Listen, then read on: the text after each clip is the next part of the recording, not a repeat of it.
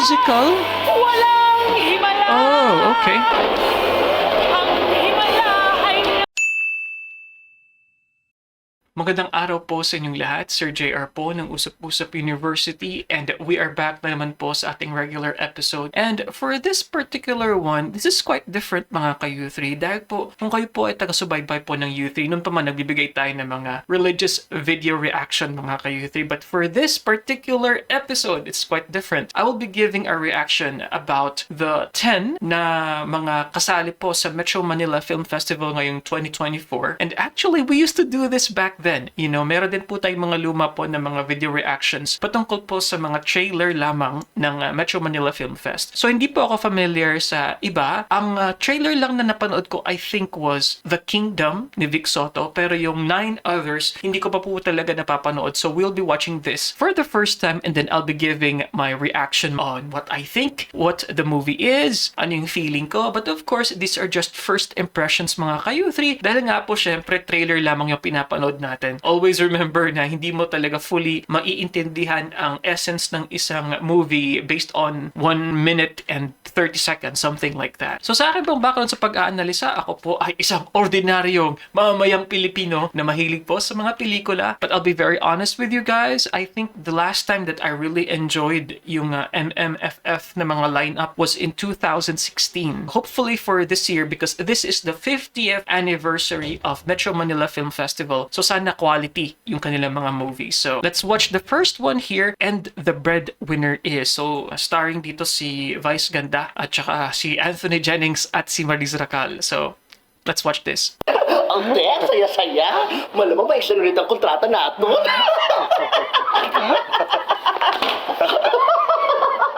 Sulit naman yun, friend. Ganito naman talagang buhay natin dito, diba?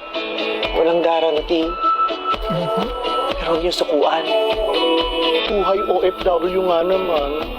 Okay naman medical mo, di ba? Di ka rin ba na-extend? Baka sadyang ayaw nila kay Bart Simpson. Sino yun? Ate, Hutchinson? malapit na matapos yung bahay natin. Tignan mo, 5 floors na. Gusto ko na talaga mag-birthday sa Pilipinas kasama yung pamilya ko. Matapos naman na yung bahay na pinapagawa ko eh. Hindi.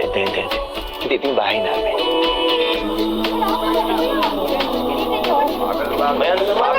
Yan si Eugene Domingo. Alam mo nangyari dun sa bahay na pinapagawa ko?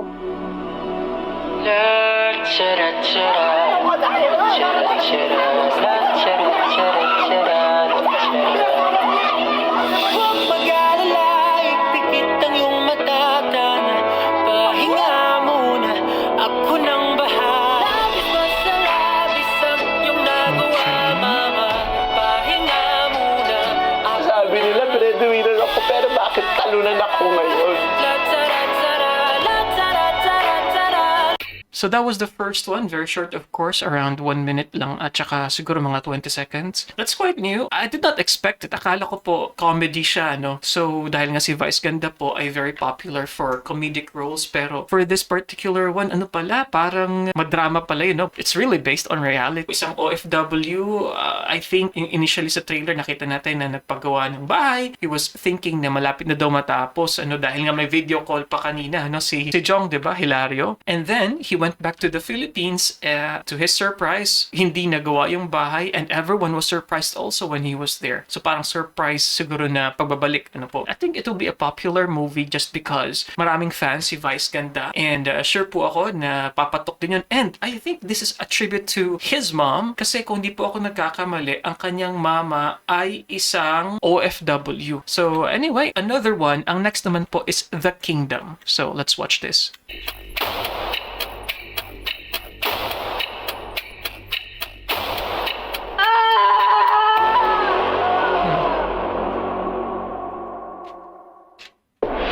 In your remaining days as Nice. ruler, what more do you wish to gain?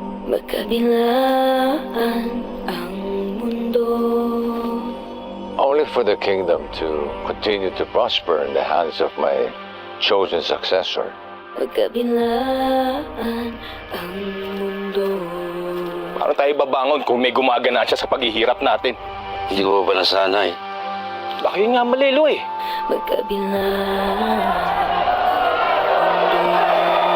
Here in my country, it is but the rich who are getting richer, whilst we the poor, we are bound by our debts. As dictated by the Lakan and his rajas. Alam mo, tungkulin lang itong naipasa sa'yo. Pero wala ho sa puso kong mamuno. Naipag-utos na. Walang maraka! Tao lang kayong nagdikta, hindi mga Diyos. Mahirap pagpasya. Kahit sino piliin ko, may masasaktan. Hanggat hindi ka namimili, merong naiinip na baka hindi mo ipagkatiwala ang trono.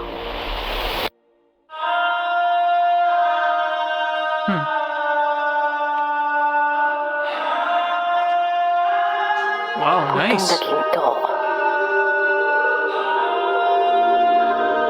Buwan na pula. Hindi mo kami maluloko! Udyat ng panibagong yugto. Dadanak ang dugo. Dadanak ang dugo sa inyong tahanan. May bakit tayo huminto?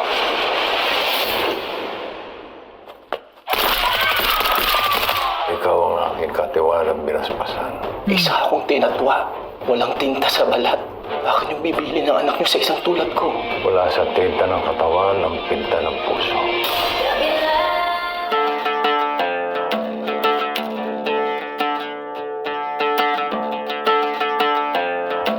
Okay.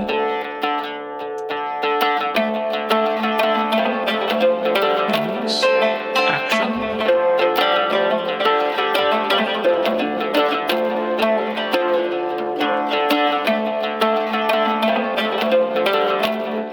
Wow.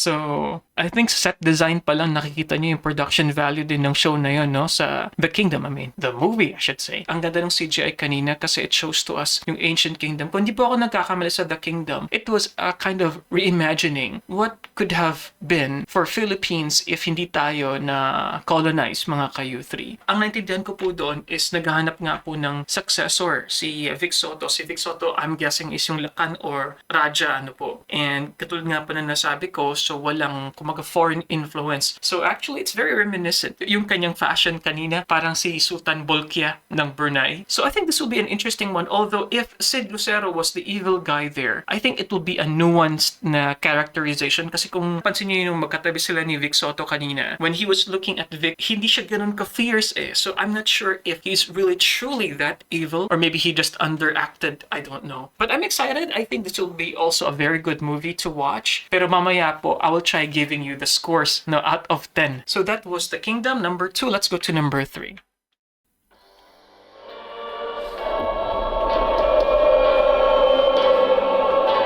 Isang himala. No, isang himala. Bakit sa'yo nagpapakita ang Birhen? Bakit hindi sa iba? Saan ka naniniwala? Kunan mo ako at gawin mo akong sining.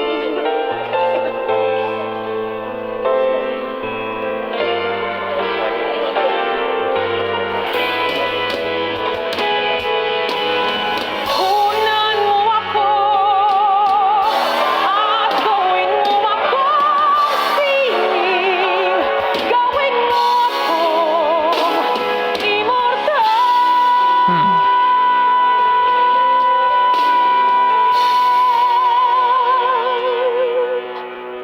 Ano bang totoo, Elsa? Tawagin ang lahat. Mayroon akong mahalagang sasabihin. National Artist for Killing.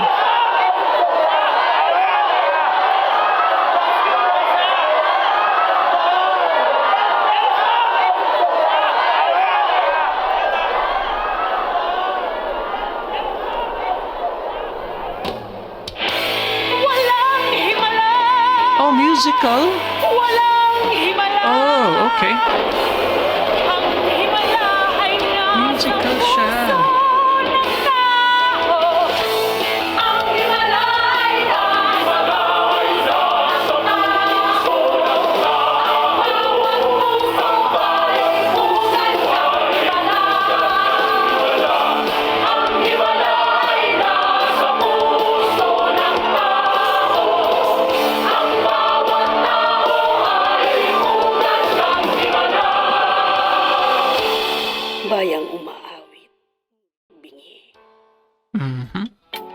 So yung voiceover dun sa last part, no, is I think that was really Miss Nora Honor, and musical palagay ko ito no. So this is based on the very popular movie of Ate Guy, yung Himala. So siguro, yun nga, musical version. So wala akong gaanong na-pick up dun sa trailer except for the fact na pinapakita lang yung mga highlight na events. Pero I was surprised na hindi po pinakita dun sa actual na trailer yung iconic po na line ni Ate Guy na walang himala. Ang himala ay nasa puso ng tao. Something like that. But anyway, so alright, let's continue. Let's go to the next. Ito naman is My Future You. Feel the love this Christmas. Okay. Kung napansin niyo po mga kayuthi, meron po tayong tabing po. So meron pong cover dahil ilang beses po natin tinry po na ma-fix itong video nito, pero grabe po, ang lakas po ng copyright strike po ng Regal. Kaya po meron po tayong nakatabing po dun sa video. Like a fantasy romance. The guy, Seth, was from 2009 and then yung isa naman is from 2024. So magkaiba silang panahon and they're connected via the internet sa kanilang camp to camp mga kayuthi. So it reminds us of some other themes na may mga ganun na din po kasi mga Hollywood movies na kumbaga they belong at different time. I think yung Moments of Love din yata, kung di ako nagkakamali, si Isa Calzado and Ding Dong Dantes, ganun din po yata, parang lovers from a different time and then they're just connected with a telephone. Ito naman makabago, parang Zoom. Pero anyway, let's continue naman po sa next one. This is Green Bones, number 5 na po sa ating pong compilation. Ako, si Domingo Zamora.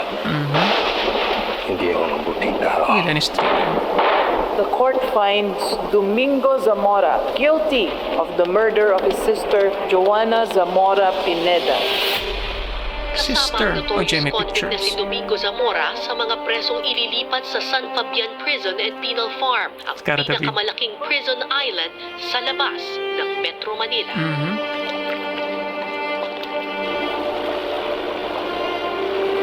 Noon ko pa naririnig ang tungkol sa mga nangyari.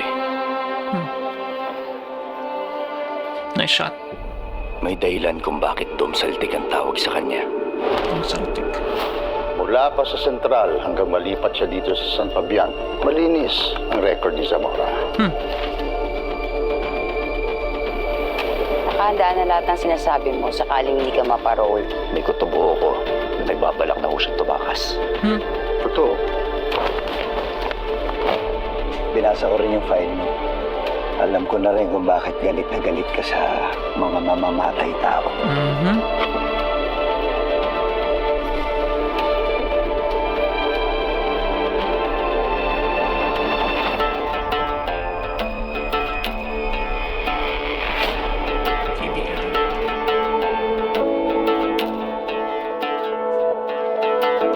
Hindi ito ang kulungan nasa isip mo. Natin sila. Sir, kayo ba, paano nyo nalalaman kung totoong nagbago na akong isang kriminal? Gusto ko lang sabihin na hindi yung masamang tao. Okay.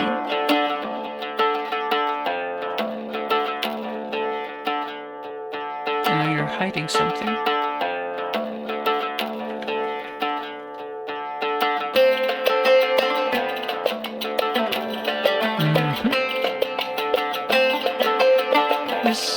Ruru Madrid, right?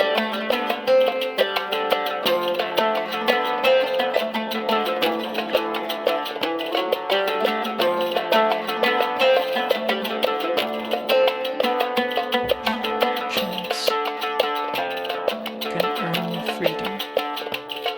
What kind of person will come out on the other side? Oh, again!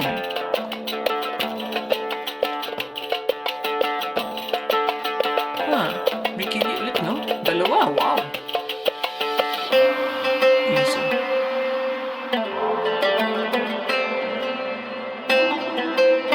Okay. Nice shot. Forgiveness from someone who's taken a long time.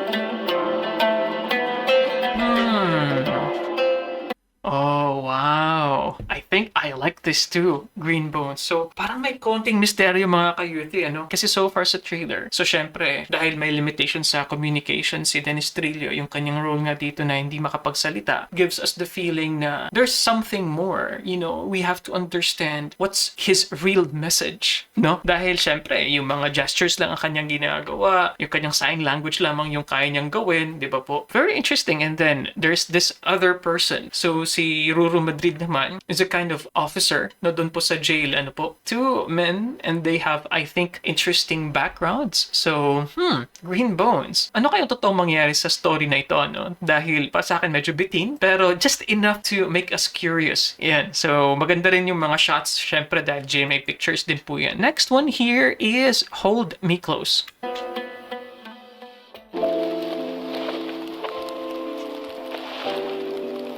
Aha.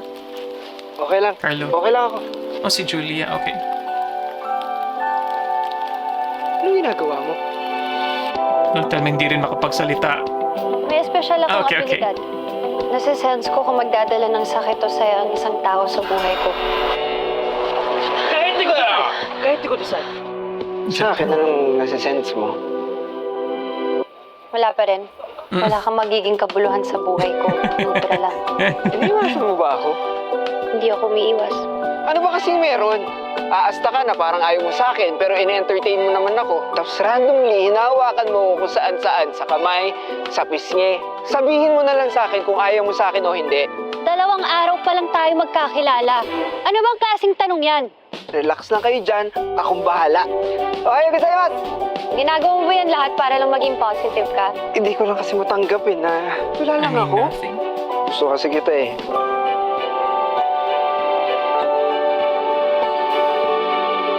Tawag mo ako? Hindi mo ako kinalabit? Hindi. Masama ka bang tao, Woody? Woody. Kamali ko. Nananakit ka ba ng mga tao? May history ka ba ng pagiging violente at abusado? Wala. So, ba't ako matatakot sa'yo? Ano muna yung nagustuhan mo sa akin? Isa lang naman akong weirdong tao. Kasi, mabait ka sa akin. Ayun lang? Huwag mo nilalang lang yun. Iilan na lang ang mabait sa akin. Pahawak nga ulit? Ikaw bahala kung saan all access ang katawan ko para sa'yo.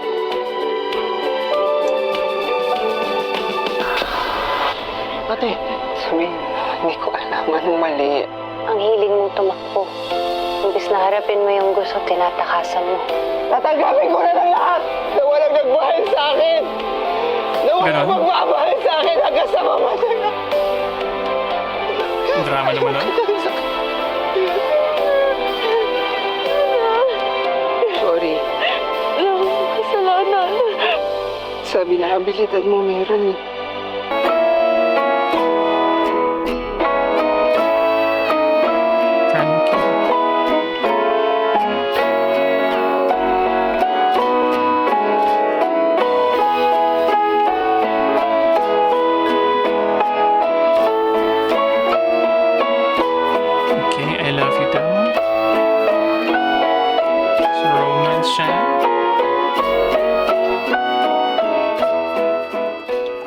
Okay. So far, hindi ko type yung trailer. Dahil feeling ko lang, hindi na-encapsulate yung mga possible na magandang plot points ng actual film. So, para sa akin, naging typical siya na love story. But maybe that's the goal of this particular movie, yung pag-catch nga sa mga gusto ng mga love team. So, sa mga fans po ni Carlo Aquino at Julia, ito ba ang first time? And then, what do you think about this chemistry? I think they do have a chemistry here. Pero, medyo sablay lang sa akin so far, sa nagigets ko, no? Yung ideya na hahawakan ng babae ang lalaki. Parang, is it realistic? I don't know. Is it paranormal siguro? Baka meron siyang special ability nga. Pero in reality, can you just say, meron akong special ability. Nalalaman ko yung energy ng tao kapag hinahawakan ko siya. So that is quite strange to me, mga ka-youth, ano? So anyway, let's move on. Let's go to the next one. Espantajo.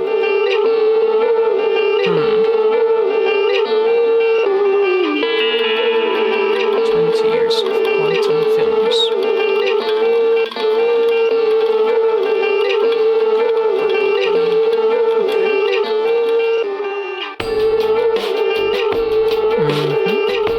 Medyo gloomy, no?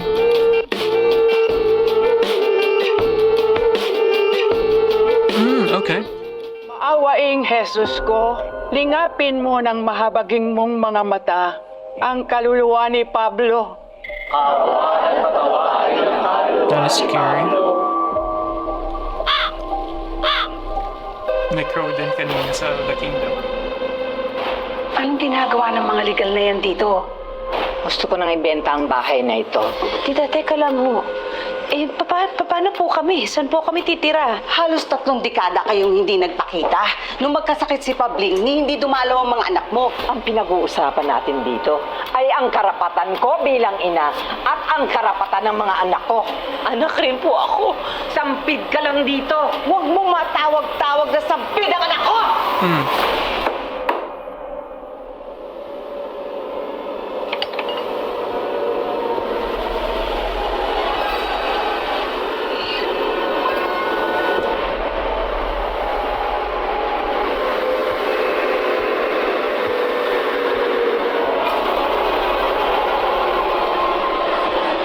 Nakapasok sa bahay na to. Verba revelare verum. Tulungan niyo ako! Pinamumugaran na ng kademonyo ang bahay na ito dahil sa'yo! Kailangang mamatay ang nagdala ng peste.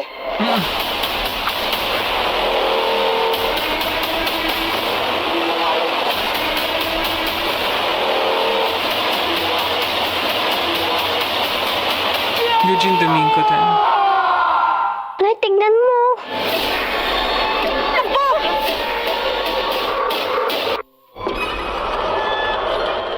Chitoronio Espantajo. Okay. So alam po natin mga ka-U3, si Direk Chitoronio po ay very popular po sa kanyang mga horror films. I think just sa genre ng horror, I don't think that it brings something really different. So ito, parang kinumbine niya yung horror and family drama. And then may nagdala doon ng peste, no? Kaya naging haunted yung lugar. May mga common tropes doon, pero honestly, hindi po kasi ako talaga fan ng horror movies. I don't really watch it.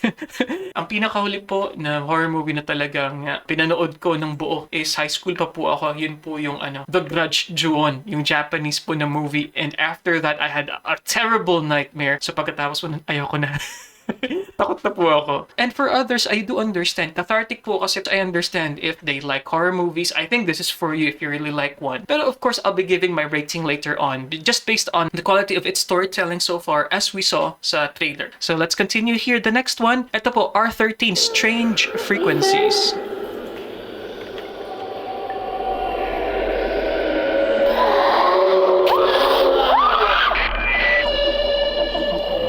Haunted na naman. Strange Frequencies is the next project that I'll be producing. So basically, with my fellow celebrity guests, we are ghost hunters. Ghost hunters. One life in 5, 4. Spirits of Xingling, let your presence be known. We're live. Bakit hindi Chinese?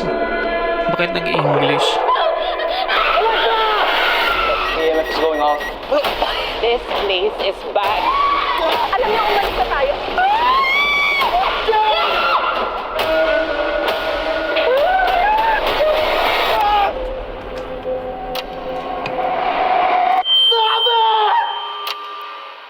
Let's give them a good show, guys! Okay. Napaka-iksi naman po nun. So R13 po yun. Although honestly, I don't see the big difference between that and Espantajo. So ang Espantajo po kasi kay Judy Ann kanina, it's PG. So I think it's equally scary. So I don't know bakit naging R13. Pero it seems to me na yung story nun, they gathered a team, mga ghost hunters, and then they went to a Taiwanese hospital. Parang show sila. And they stream it live sa kanilang parang websites or sa YouTube perhaps. That was okay. And again, I appreciate the idea that they are combining technology. Like kanina po, dun sa My Future You, diba? So it's cam to cam yung Zoom. Parang Zoom call. Ito naman, so live stream. So talagang medyo makabago dahil minamatch nila po sa atin po mga trends. The next one here is Topak. It is number 9, no? Rated 16, R16. So let's continue. Topak with a double K. Swerte mo nga, magiging tatay ka rin. Ako solo flight pa din. Wala akong nanay, wala akong tatay, wala akong mga kapatid. Itong pamilya mo. Pag aliw-ngaw-ngaw ng mga putok mamaya, Bigyan natin silang impyerno.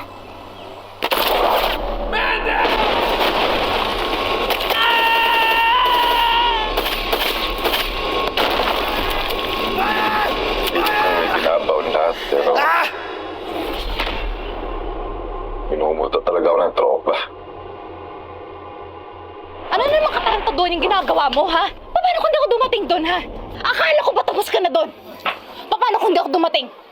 Paano kung may nangyari sa'yo? Paano kung namatay ka? Hoy, Bogs! Parang lang tatay mo yan, ah! Na hindi nakakamatay ang baril. Nakakamatay prinsipyo. Okay. Nice shot. Barkada na lahat. Sid pa rin. Yung bilin, Was it? short and simple. Walang ka. Limasin lahat.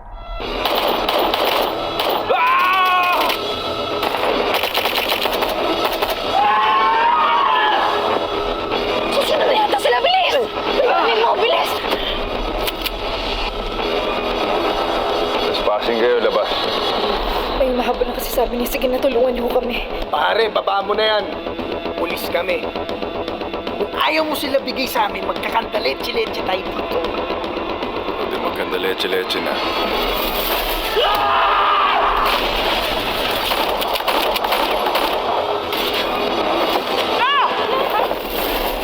Sino ka? Pareho na tayo. Parehasan tayo ng lagasan ng mahal sa buhay. Pero hindi mo gera. Sa gera, damay lahat.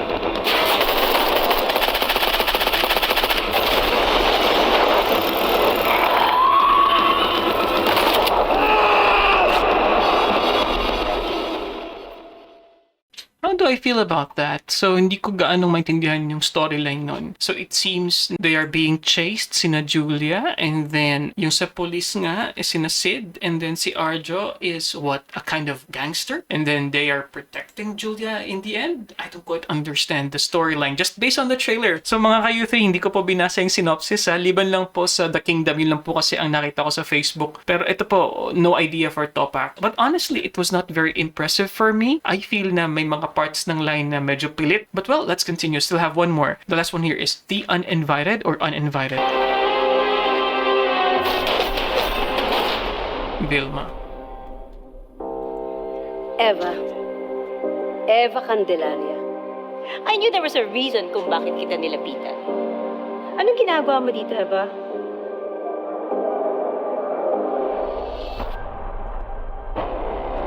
Mahal na mahal kita, Nay. Masaya ka naman sa akin, di ba? Nay naman, yung tanong mo kung jowa, eh. Sobrang saya ko, Nay. Huwag ka mawawala, anak. Mas makakaramdam ako na natulong ko kung si Inay yung mawala. Kung alam ko lang, sana wala ako dito. May naalala ka pa sa time mo? Or yung feeling mong totoong memory at least?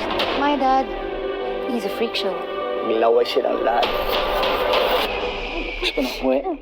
Uwi na tayo, ha? Uwi na tayo. Sinusubukan ko kahit na mag-isa lang, pero parang ang hirap. Parang may kulang. Matitiis mo ba yung puso? Sobrang pagmamahal ko sa kanya. Ayoko na meron pa siyang ibang mamahal. I know everything about you. Every fucking thing. Ang dami na tao. Saksang ng amoy. Happy birthday.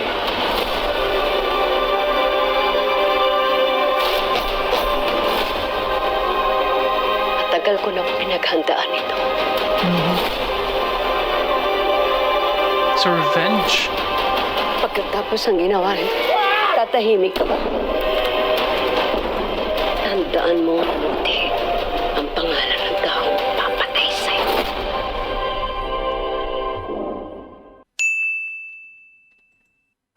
Okay, so dyan po nagtatapos ang ating 10 na compilation about nga sa mga entries ng Metro Manila Film Fest. Gusto ko lang po dahil nung nahuli po yung number 10. So that was Uninvited, R16. Like what I said, why R16? Is it because of violence and probably siguro baka sexually suggestive yung ibang scenes? Uninvited for me is pretty interesting, but I think it's pretty straightforward based on the trailer. So merong parang revenge siguro kasi siguro yung nanay, which is si Vilma Santos, pinatay siguro yung kanyang anak, that's my guess. And then mga makapangyarihang tao, and that's why it's uninvited because she went to maybe this grand event, social event, and then maybe concealing her weapon, and then finally she was able to take revenge sa mga tao na pumatay, probably sa kanyang anak. These guys, maybe sina Aga, probably is very rich and very powerful na kumbaga nakataka sila, kumbaga hindi sila naparusahan, no? Dahil syempre sa kanilang influensya, something like that. But very interesting lineup so far. Ang masasabi ko so far sa The Uninvited, probably I will give it a 6. Yan, out of 10. So yun po yung aking rating dyan. Topak, yung kanina, I will give it 5.5. And then Strange Frequencies, yung R13,